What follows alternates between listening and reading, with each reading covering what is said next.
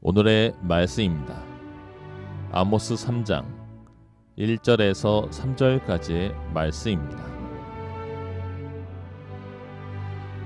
이스라엘 자손들아, 여호와께서 너희에 대하여 이르시는 이 말씀을 들으라.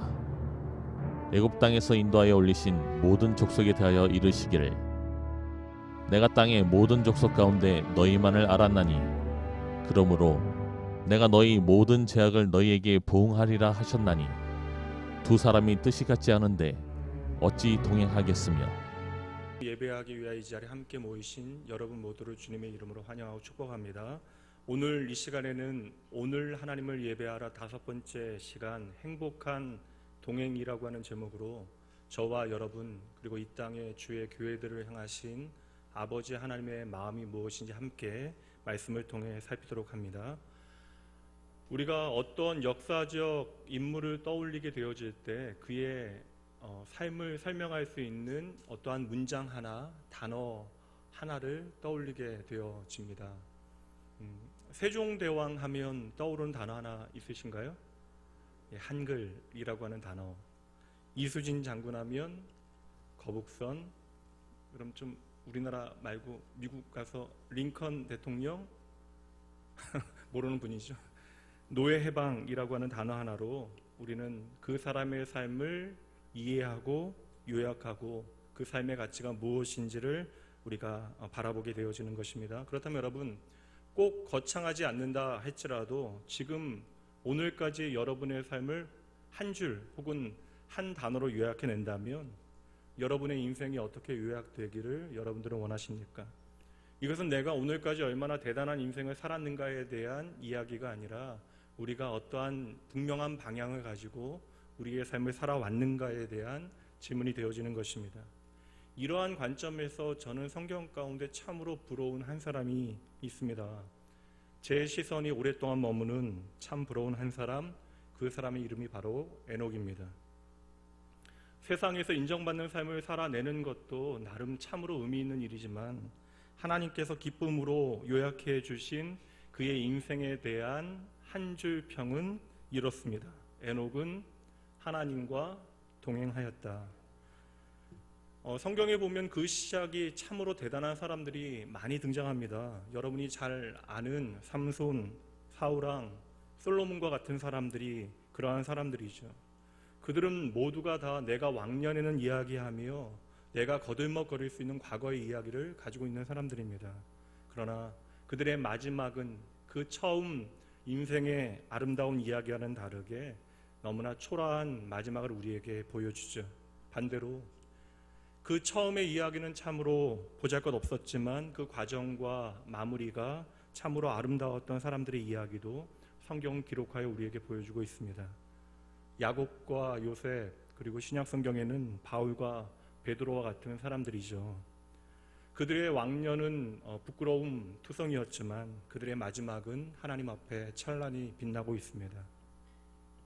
이들의 전 삶을 살펴보면 바로 하나님과의 동행의 이야기가 담겨 있기 때문에 그러합니다.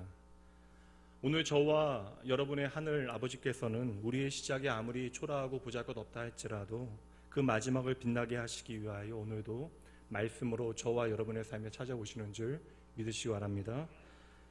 사랑하는 성도 여러분, 삶은 어떻게 시작하는가가 중요한 것이 아니라 어떻게 마무리하는가가 중요한 것입니다. 우리의 인생이라고 하는 것은 수많은 과정을 가지고 있기에 얼마를 갈 수 있느냐의 문제가 아니라 어떻게 가느냐가 중요한 것이죠. 그렇다면 하나님께서 참으로 기쁨이 되어졌던 에녹의 그 멋지고 아름다운 삶이 오늘 이 자리에 있는 저와 여러분에게 던지고 있는 질문은 바로 이것 하나입니다.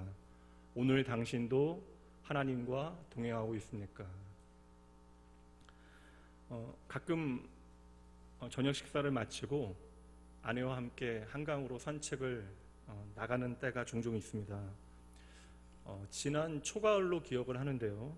아내와 한강에 나갔다가 인상적인 한 노부부를 만나게 되어졌습니다. 그 노부부는 한강을 향하여 이렇게 의자 2개를 펴놓고 둘이 나란히 앉아서 노을을 바라보며 차를 한 잔 마시고 계셨어요. 한참을 그분들을 바라봤습니다. 근데 그 주변에는 젊은 커플들이 수도 없이 많이 데이트를 하고 있었거든요.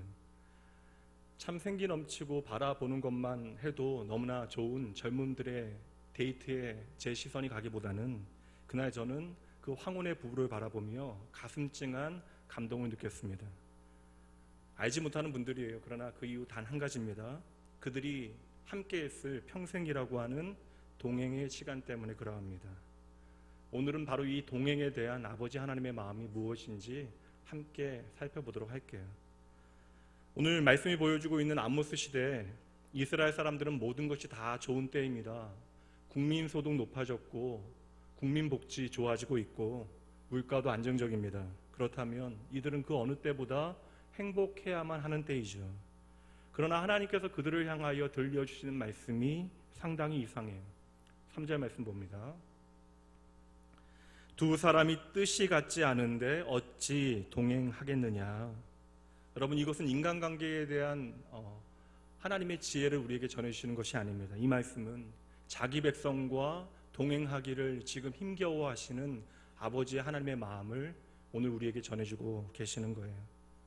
에녹과의 동행을 그렇게 기뻐하시고 즐거워하셨던 하나님께서는 되려 오늘 나는 너무나 잘 살고 있다라고 이야기하는 이스라엘 백성들과의 동행을 참으로 힘겨워하시고 가슴 아파하고 계시는 것이죠.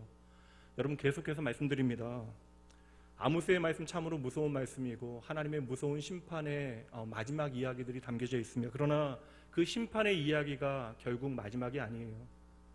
하나님의 성난 얼굴이 마지막 얼굴이 아니라 이 안에 담겨져 있는 하나님의 숨겨진 얼굴을 우리는 발견해야 하는 것입니다.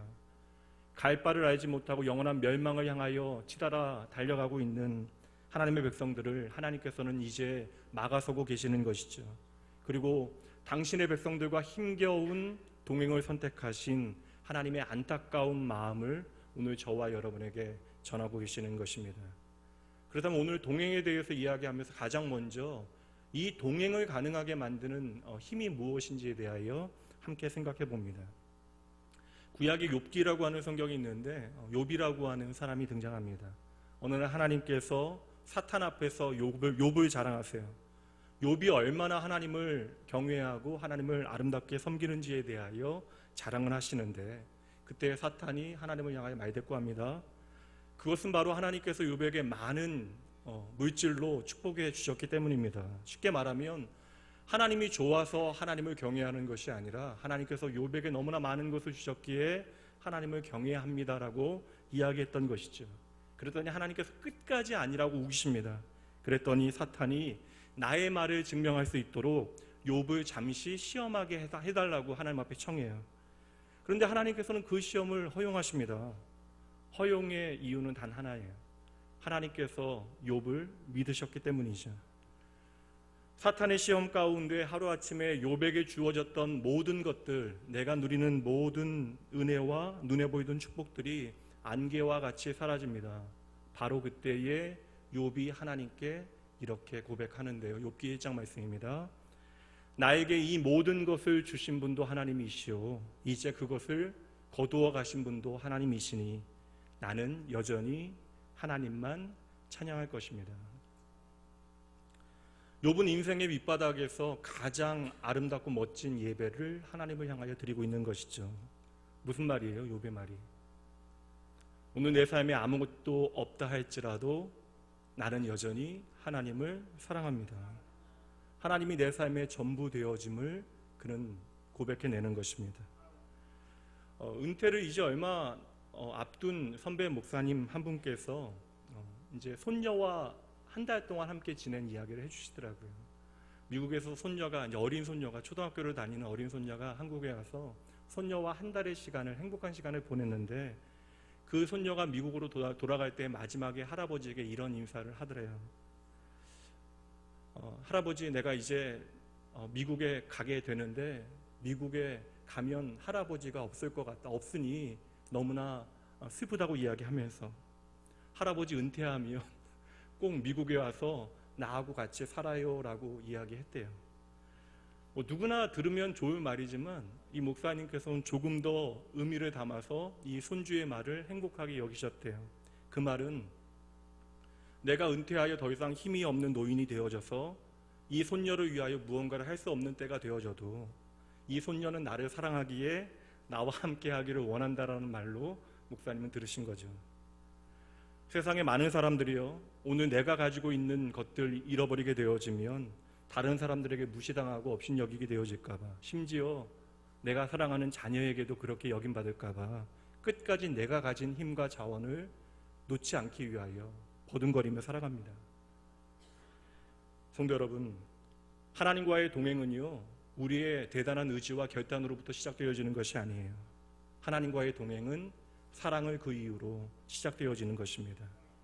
우리 하나님은 결코 힘을 잃어버리시거나 늙으실 염려가 없죠. 그러나 오늘 내가 하나님과 동행하는 이유가 하나님께서 내게 무언가를 좋은 것을 계속해서 주시는 힘이 있고 능력이 있는 분 때문이 아니라 욥과 같이 그냥 하나님이 좋아서 내가 하나님을 사랑하기에 내가 하나님과 동행하는 것을 기뻐한다면 우리 하나님께서 얼마나 행복하시겠습니까? 저는 목사의 아들입니다. 어릴 때부터 저는 교회가 그렇게 좋았어요. 교회에서 노는 것도 좋아했고 교회 사람들이 좋았습니다. 그래서 저는 많은 분들이 저에게 목사의 아들로 자라나는 게 어렵지 않았냐라고 이야기하는데 저는 목사의 아들로 자라면서 상처받은 기억이 거의 없어요. 이제 개척교회 목사 아들이었던 터라 이렇게 뭐 가락 아파트 이제 없어졌는데 그 13평 아파트 그 방 2개를 이제 그때는 이제 어려우니까 방 한 칸을 내줘요. 그러면 화장실 쓰는 시간, 뭐 부엌 쓰는 시간을 나눠서 합니다. 주인집이 먼저 하고요. 그런데 추석이 되어져서 이제 뭐 개척교회 목사 가정이니까 아무것도 남은 것이 없어. 이제 주인집 눈치 보여서 이제 교회로 이제 나왔거든요. 그때 기억이 아직도 납니다. 그런데 아무것도 없어서 추석에 교회에 나와 있는데도 저는 이렇게 교회에 나와 있는 것이 그렇게 행복했습니다. 그러다 보니까 교회에 있는 것이 마냥 좋은 저에게 인생에 있어서 여러 가지 다양한 기회나 선택의 여지가 있을 때마다 이 목회를 선택하는 것은 저에게 그렇게 어려운 문제가 아니었습니다. 그냥 교회를 너무나 좋아했기 때문에 그러합니다. 제가 생각해 보니까 하나님을 좋아해야 하는 이유가 제 삶에 너무나 많이 있습니다. 제 삶에 좋은 거 너무나 많이 주셨거든요. 그리고 그러한 이유들 때문에 하나님을 좋아하는 것 결코 잘못된 것 아니고 당연한 일일 수 있습니다. 우리 하나님께서는 언제나 사랑하는 자녀들에게 너무나 좋은 것 주시는 좋으신 분이십니다. 그런데 여러분, 이제는 그러한 이유들 때문에 하나님을 좋아하는 것이 아니라 그냥 하나님이 좋아지고 하나님을 사랑할 수 있으면 좋겠다라는 생각해 봅니다. 우리가 평생 하나님과 동행하다 보면요, 우리의 삶에 하나님께서는 기막힌 일들, 무한한 축복들을 허락해 주실 것이에요. 우리가 그러한 하나님의 놀라운 일들을 보게 될 때마다 우리 그때 기뻐해야죠. 감사해야죠. 그러나 여러분, 저와 여러분에게 그 모든 것들은 결국 상으로부터 떨어지는 부스러기와 같이 여겨져야 할 것입니다. 이제 저와 여러분은 주인의 상에서 떨어지는 부스러기 은혜로 기뻐할 수 없는 존재들이에요. 이제 저와 여러분은 주인의 상 아래에 엎드려 있는 것이 아니라 주인의 상에 주인과 함께 마주 앉아 평생 그 주인 되신 하나님을 나의 아버지라 부르며 그분과 동행하는 삶을 살아갈 수 있게 되어졌기 때문에 그러합니다. 이것이 바로 십자가의 능력이에요. 성도 여러분, 그렇다면 동행의 원리는 아주 단순합니다. 마가복음 말씀 보도록 합니다. 마가복음 12장입니다. 내 마음을 다하고 목숨을 다하고 뜻을 다하고 힘을 다하여 주 너의 하나님을 사랑하라. 하나님을 사랑하는 자에게 주시는 축복이 바로 동행이에요, 여러분. 저와 여러분의 삶 가운데 하나님과 동행하게 되어질 때 우리는 이 땅에서도 하나님의 자녀로 하나님의 나라 그 천국을 누리며 살게 되어지는 것입니다. 주 예수와 동행하니 그 어디나 하늘나라.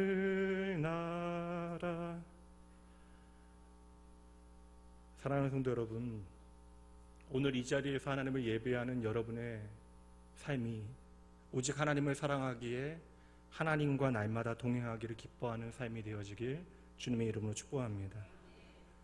이것이 하나님의 소원이고 하나님의 마음인데 왜 하나님께서는 오늘 이스라엘 백성들과 동행할 수 없다라고 말씀하십니까?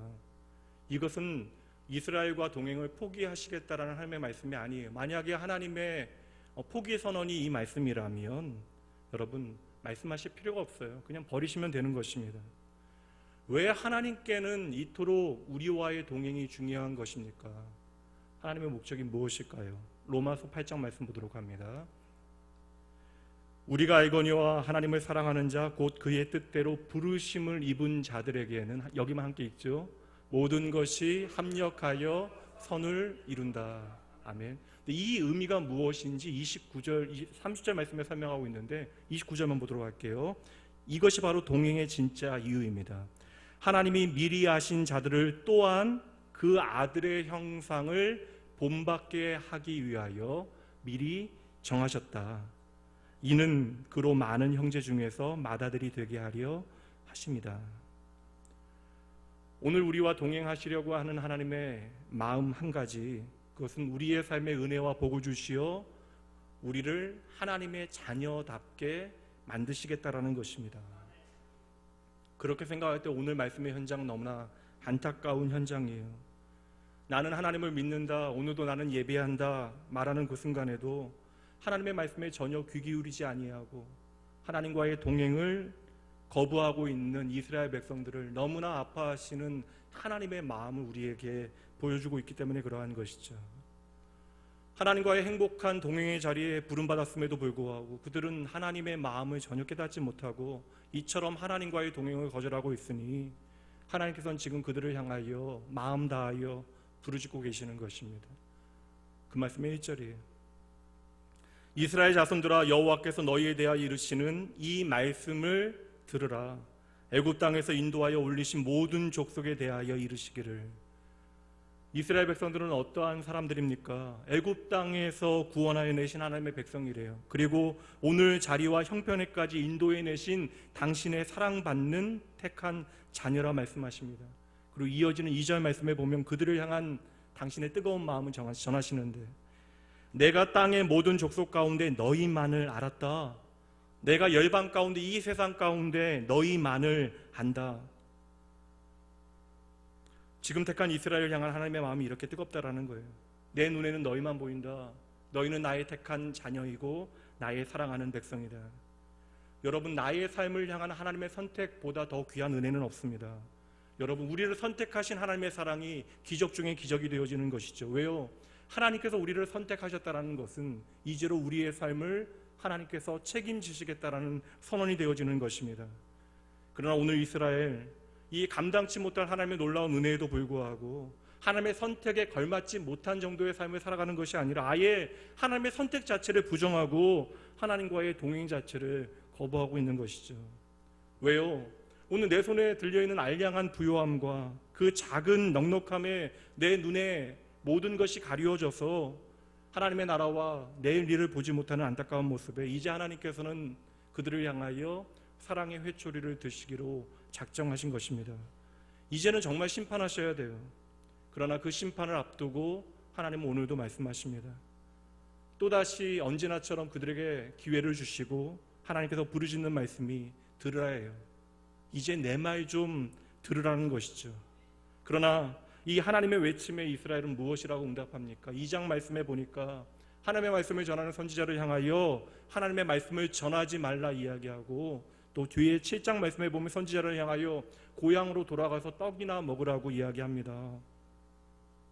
하나님의 말씀을 향하여 내 귀를 닫는 것에서 그치는 것이 아니라 하나님의 말씀을 대놓고 조롱하고 비난하는 자리에 서게 되어지는 것이죠. 하나님의 백성이지만 도무지 말이 통하지 아니하는 이스라엘입니다.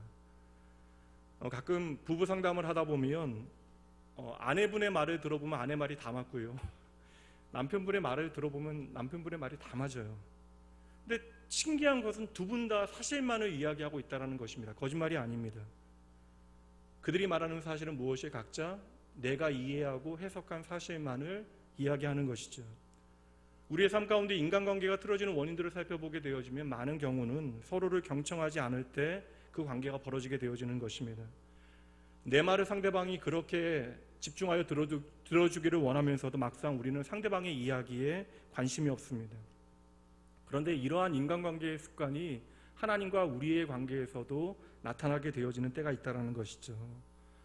주일이 되어지는 습관에 따라 교회에 오기는 합니다. 예배를 드려요. 그러나 하나님의 선포되어지는 말씀에 감동도 눈물도 결단도 없이 이 예배의 시간을 잘 버텨내기만 합니다. 교회 열심히 나오기는 하는데 내 삶의 치유와 회복, 하나님의 응답과 열림에 대한 체험이 없고 하나님을 향하여 부르짖어 기도해 본 경험도, 기도할 열정도, 마음도 없는 메마른 신앙이 되어져 버린 것이죠. 여러분, 그럼에도 불구하고 오늘 저와 여러분이 이 자리에 있을 수 있는 이유가 무엇입니까? 그것은 바로 하나님께서 저와 여러분을 포기하지 아니하시기 때문입니다. 2절 말씀에 보니까 내가 너희를 알았다, 내가 너만을 안다라고 하시는 말씀은요, 하나님의 지식의 범위를 우리에게 보여주시는 것이 아닙니다. 내가 너만을 안다, 이것은 마치 결혼식장의 신랑과 신부가 서로를 향하여 서약을 하는 것과 같은 것이에요. 내가 너를 사랑하기에 내가 너를 끝까지 책임지겠다라는 말씀이죠. 하나님께서는 그 검은 머리가 파뿌리가 되실 턱이 없으니 그 하나님의 사랑의 고백은 영원한 것이고, 그러니 하나님은 영원히 저와 여러분을 책임지실 것입니다. 그렇다면 왜요? 왜 하나님께서는 이렇게 엉터리 같은 이스라엘 백성들을 끝까지 책임지시겠다 말씀하십니까? 그들이 다른 백성들보다 잘나서 혹은 사랑받을 만해서 그런 것입니까? 아니에요. 하나님께서는 도리어 그들을 향하여 이스라엘이 가장 보잘것없고 연약한 자들이라고 말씀하십니다. 이를 통하여 이 세상을 향하신 하나님 아버지의 마음을 전하고 계시는 것이죠. 이것이 바로 여러분 십자가 복음의 의미인 것입니다. 저와 여러분도 마찬가지예요. 저와 여러분의 삶에 하나님의 사랑받을 만한 어떠한 구석이 있어서 오늘 저와 여러분이 이 자리에 있는 것이 아닙니다. 별 볼 일 없는 인생인 저와 여러분이 하나님의 부름을 받은 후 언젠가로부터 우리의 삶이 조금씩 변화되어지기 시작했습니다. 그렇게 고집세고 자기 마음대로 살아갔던 나의 인생이 하나님 앞에서 수십 번 용서받고 회복되어지고 변화되어지다 보니 이제는 하나님을 예배하고 세상에 하나님의 소망이 되어지는 삶을 살아가게 되어진 것이죠.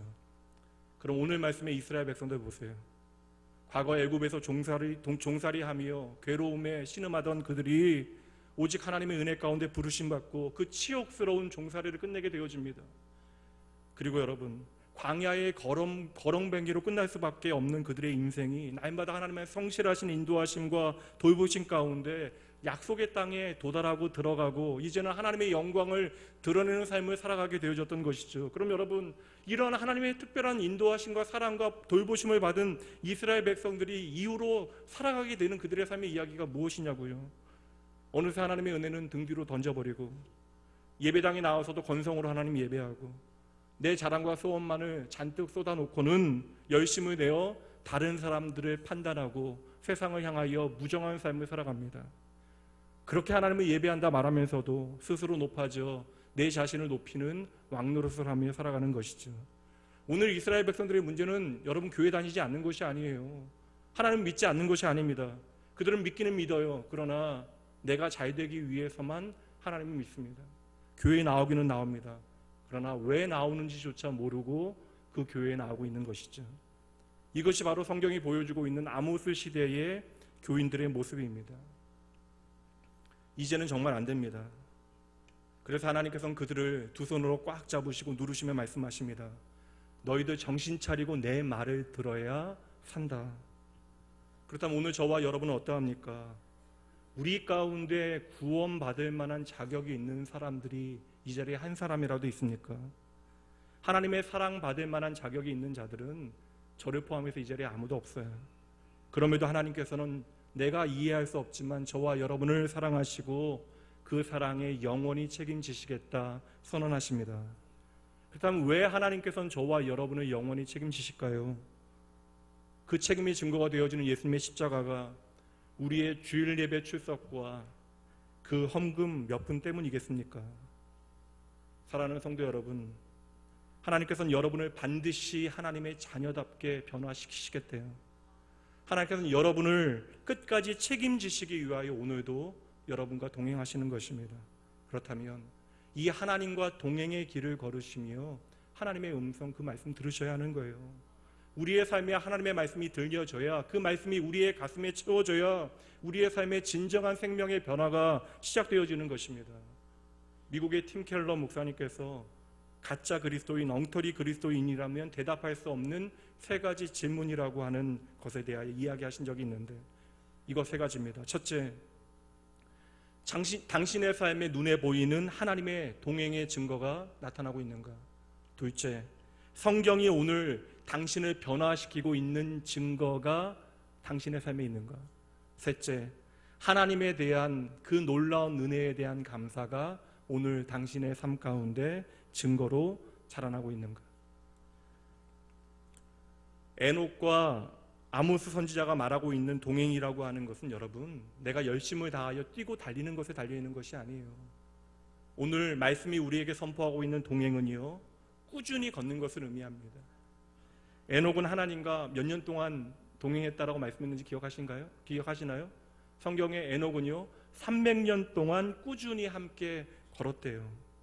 그렇게 꾸준히 하나님과 날마다 걸으면서 하나님의 말씀을 듣다 보니 그 삶에 동행의 증거, 변화의 증거, 감사의 증거가 나타나게 되어진 것이죠. 그렇다면 여러분, 오늘도 동일하게 하나님의 은혜 가운데 부름받아 하나님의 자녀라고 하는 이름 가운데 하나님을 예배하고 계신 여러분, 오늘 이 자리에 계신 여러분의 삶 가운데 하나님과의 동행의 증거, 변화의 증거, 그 감사의 증거가 있으십니까? 깜깜한 밤에 조명 없는 곳에 홀로 걸어 보신 적이 있으십니까? 두렵죠. 그러나 그 순간 내 옆에 한 사람을 두게 되어지면 어느새 내 마음의 두려움이 사라집니다. 그 담대한 마음의 이유는 내게 동행이 있다라고 하는 사실 하나 때문이죠.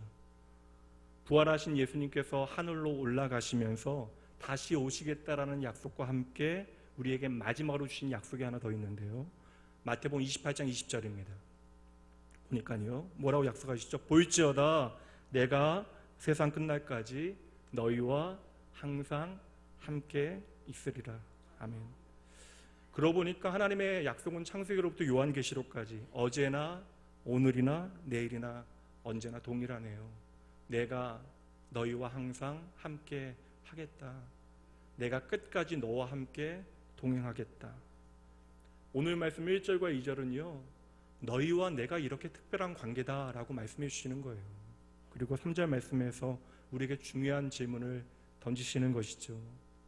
두 사람이 뜻이 같지 아니한데 어찌 동행할 수 있겠니? 이 말씀은 이제 헤어지자라는 것이 아닙니다. 하나님께서 그 짝사랑에 가슴 아파하시는 거예요. 이 하나님의 마음으로 3절 말씀 제가 다시 한번 풀어드릴게요. 나는 반드시 세상 끝날까지 너희와 함께 할 것이다. 그런데 너희는 내 사랑받는 자녀임에도 불구하고 왜 나와 가는 방향이 다르고 나와 가는 속도가 다르고 왜 나와 감정과 생각이 그토록 다르냐? 너희가 하는 모든 것이 나와 그리도 다르니 내가 어찌 너희와 동행하여야 하겠느냐? 우리가 하나님과 동행하기 위하여 중요한 것은요 하나님과 우리의 가는 길의 방향을 맞추는 것이고, 우리의 삶에 하나님의 축복의 지름길은 우리의 속도를 하나님께 맞춰 드리는 것입니다. 하나님께서 빨리 걸으시면 우리도 빨리 걸어야 돼요. 하나님께서 그 속도를 늦추시면 우리도 늦게 걸어야 합니다. 하나님께서 좋아하시는 것 내가 좋아하고 하나님께서 싫어하시는 것 내가 싫어하는 것, 이것이 바로 동행인 것이죠. 그런데 여러분, 우리가 하나님의 사랑받는 자녀로 또한 그의 택한 백성으로 이 땅에서 복을 가득 받기를 원하면서도 막상 내 삶을 보니 하나님과 맞는 구석이 하나도 없다라는 것이 문제가 되어지죠. 그러니 하나님께서 어찌 우리와 그 길을 같이 가실 수 있겠습니까? 그럼에도 하나님께서는요 그 손을 결코 놓으실 수 없는 거예요. 그 말씀이 4절입니다. 사자가 움킨 것이 없는데 어찌 숲풀에서 부르짖겠으며 젊은 사자가 잡은 것이 없는데 어찌 굴에서 소리를 내겠냐? 지금 사자같이 그들을 향하여 울부짖으시는 것이 바로 하나님의 모습이에요. 하나님께서 지금 말씀 사역자인 아모스를 통하여 말씀하십니다. 내가 아무런 이유 없이 너에게 와서 이렇게 부르짖겠느냐? 뽕나무 밭에서 누에나 치고 양이나 기르던 순하디 순한 아모스 선지자가 왜 지금 사자같이 부르짖고 있습니까?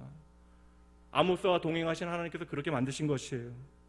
하나님께서 우리의 삶에 아무런 일이 없는데 괜히 설교자의 마음을 뜨겁게 하시고 부르시죠. 전하게 하시는 것이 아닙니다.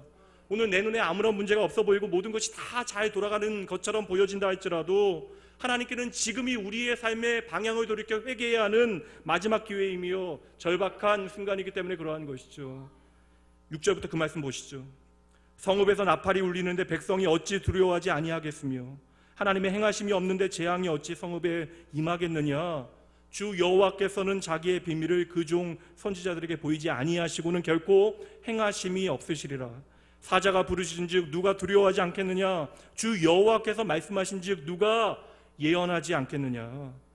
하나님께서 반드시 심판하시기 전에 말씀을 주신다라는 거예요. 왜요? 하나님의 목적은 심판이 아니라 회복이기 때문에 그러합니다. 우리 하나님의 목적은 멸망이 아니라 구원이기 때문에 그러한 것이죠. 오늘 이 시간 우리를 향하여 변함없이 부르짖고 계신 하나님의 뜨거운 음성 들으셔야 돼요. 설교자의 그 말씀 전하는 것이 뜨거워지고 교회 공동체가 성령 하나님으로 뜨거워지면 그것은 바로 나를 향하신 하나님의 뜨거운 음성임을 여러분 기억하셔야 합니다. 오늘 하나님께서는 저와 여러분을 향하여 절규하고 계시는 거예요. 이제 잠자는 신앙에서 깨어나라. 이제는 하나님 없는 너의 삶에서 돌이키라. 이제 하나님의 모든 심판을 하나님의 축복과 하나님의 영광으로 바꾸어내라. 그렇게 너희의 가는 길을 돌이켜 하나님과 동행하는 삶을 살아가라. 누가 자기의 삶을 귀히 여기지 않겠어요. 그래서 우리는 그렇게 바삐 열심히 내 삶을 경외하며 살아갑니다.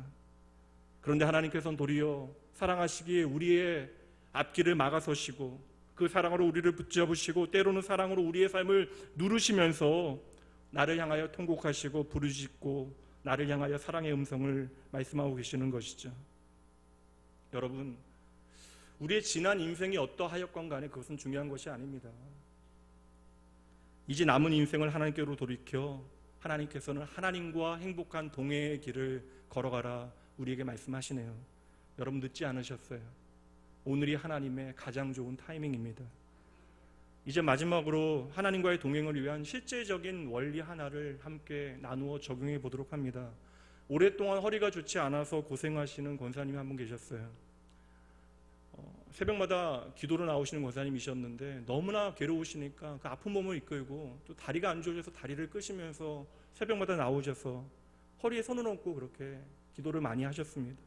근데 그렇게 기도를 하시는데도 허리가 나아지지 않아요. 그러다 물리치료사인 조카의 강권으로 조카가 너무나 이제 강권해서 운동을 시작하셨는데 허리 근육을 강화하는 운동을 6개월 정도 하시니까요 허리가 나아지시더라고요. 그리고 다리 저리는 것조차 완전히 사라지게 되어졌습니다. 아무도 감동받지 않으시잖아요. 여러분들은 이렇게 간절히 기도했더니 어느 날 갑자기 허리에 근육이 생기고 다리가 아프지 않으면 아멘 하실 터인데 운동해서 나았다니까 아멘을 안 하시네요. 하나님은 기도만 하는 권사님에게 근육이 생기도록 역사하지 않으셨습니다. 대신 권사님으로 하여금 운동할 수 있도록 강권하시고 바른 자세를 끊임없이 훈련하게 하시고 그렇게 허리에 근육이 생기게 하심으로 그 허리를 고쳐주신 것이죠.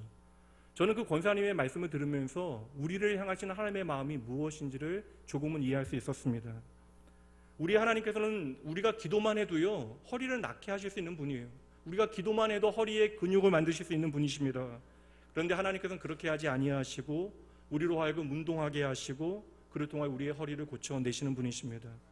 그처럼 하나님께서는 우리가 기도할 때 많은 경우 직접 어떠한 일을 행하지 아니하시고 우리로 하여금 무엇인가를 하게 하셔서 우리의 기도에 응답하실 때가 많으십니다.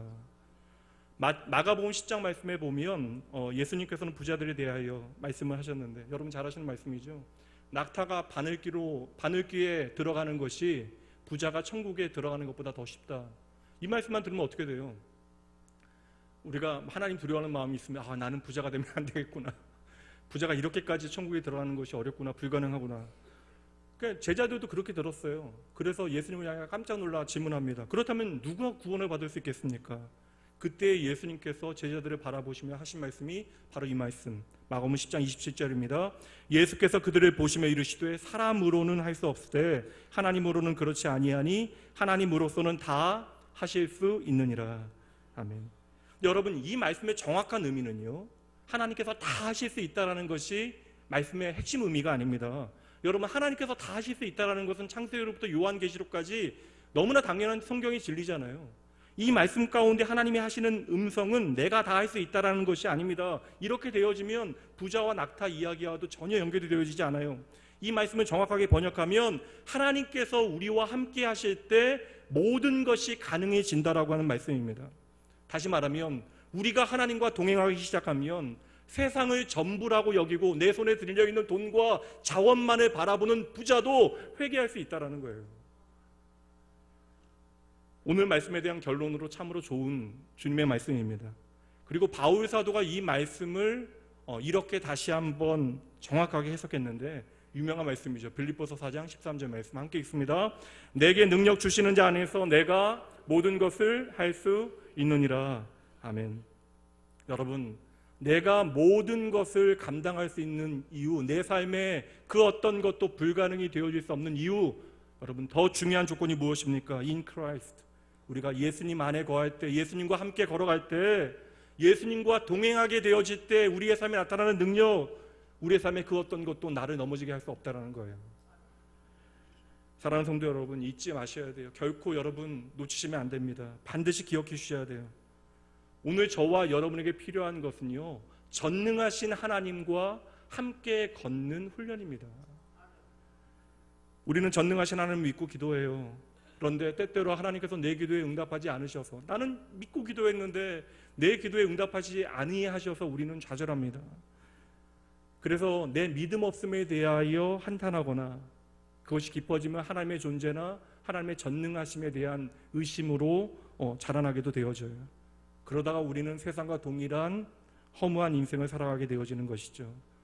사랑하는 성도 여러분, 오늘 저와 여러분에게 부족한 것은 다른 것이 아닙니다. 오늘 저와 여러분에게 부족한 것은 전능하신 하나님에 대한 믿음이 아니에요. 오늘 저와 여러분에게 부족한 것은 하나님과 함께 동행하는 삶의 훈련입니다. 분명한 것은 우리가 하나님과 동행하는 삶을 매일 살지 않으면 하나님께서는 많은 경우에 우리를 위하여 준비하신 어떠한 일들을 보류하실 것입니다. 왜요? 하나님께서 눈에 보이는 그 어떤 것들을 우리에게 주시는 것이 하나님의 가장 중요한 목적이 아니시기 때문에 그래요. 오늘도 하나님께서 우리와 동행하시는 이유요, 저와 여러분으로 내가 하나님의 사랑받는 자녀이고 하나님의 사랑받을 만한 자녀로 자라나게 하시는 것이 하나님의 가장 중요한 목적입니다. 뛰어난 첼로 연주자를 바라보면서 내가 왜 그와 같이 연주하지 못하는가 좌절하는 것, 장미란 선수가 드는 역기를 보면서 왜 나는 이 역기를 들어 올릴 수 없는가 원망하는 것, 얼마나 어리석은 것입니까? 그 첼리스트와 역도 선수는 오랜 세월 동안 그 일을 훈련해 왔어요. 그러므로 오늘 내가 그 일을 왜 할 수 없습니까 하는 것은 정말 어리석은 질문이 되어지는 것이죠. 이것은 여러분 재능과 소질의 문제가 아닙니다. 훈련의 문제예요. 마찬가지예요. 여러분, 나는 왜 오늘 에녹과 같이 하나님과 동행하는 삶을 살아갈 수 없는가? 오늘 우리가 에녹과 같이 하나님과 동행하는 삶을 살지 못하는 것은요, 이것이 불가능하기 때문이 아닙니다. 그 삶이 우리의 삶에서 훈련되어지지 아니하였기 때문입니다. 우리는 당장 우리의 삶에 내가 기도해도 역사하지 않는 하나님이 너무나 답답하다라고 여기지만 우리 하나님께서는 저와 여러분이 하나님과 동행하는 삶을 단 한순간도 훈련하지 않는 것을 답답하게 여기실 것입니다. 우리는 오늘도 예수 그리스도의 십자가에 합당하지 못한, 성도라고 하는 이름에 걸맞지 아니한, 이름값 못하는 삶을 살아가요. 그럼에도 불구하고 하나님께서는 친히 우리의 삶에 찾아오시어 우리에게 말씀하시고 평생을 우리와 함께 동행하실 것입니다. 왜요, 여러분? 무엇 때문에 하나님께서는 이 동행의 길을 나와 함께 걸어가십니까? 우리는 평생 하나님과 동행하며 다른 것 아니에요, 여러분. 나를 향하신, 우리를 향하신, 이 세상을 향하신 하나님의 마음을 배우게 되어지는 것입니다. 우리는 하나님과 동행하며 전능하신 하나님의 눈물을 보게 되어지는 거예요. 그분의 한탄과 슬픔을 보게 되어지는 것이죠. 버리는 것이 마땅함에도 불구하고 그 못난 자식을 품고 가시는 아비의 사랑을 우리는 하나님과 동행하며 보게 되어집니다. 말씀을 마칩니다. 좀 경박한 비유이긴 합니다. 도박꾼들이 도박을 끊지 못하는 이유가 본전 생각 때문에 그렇대요. 하물며 하나님께서 저와 여러분을 어떻게 끊어내실 수 있겠어요? 하나님은 절대 저와 여러분 포기하지 못하십니다. 왜요? 하나님의 본전이 바로 예수 그리스도의 생명이기 때문에 그러한 것이죠. 그렇다면 여러분 두려워하실 필요 없어요. 오늘 내가 이러한 모습인데 하나님께서 과연 나를 사랑하실 수 있을까? 그럼 여러분 그 언젠가는 내가 하나님의 사랑받을 만한 모양이 내 안에 있었습니까? 우리 안에 쓸데없는 자괴심과 자책감에 하나님과의 동행을 여러분 망설이지 마십시오. 이거 거짓말이에요. 사탄의 속임수입니다. 우리가 진흙탕 가운데 엉망으로 뒹구른다 할지라도, 우리가 10번 20번 넘어진다 할지라도 여러분 괜찮아요. 하나님께서 우리를 위하여 투자하신 예수 그리스도라고 하는 본전 때문에 하나님은 절대 저와 여러분 포기하실 수 없습니다.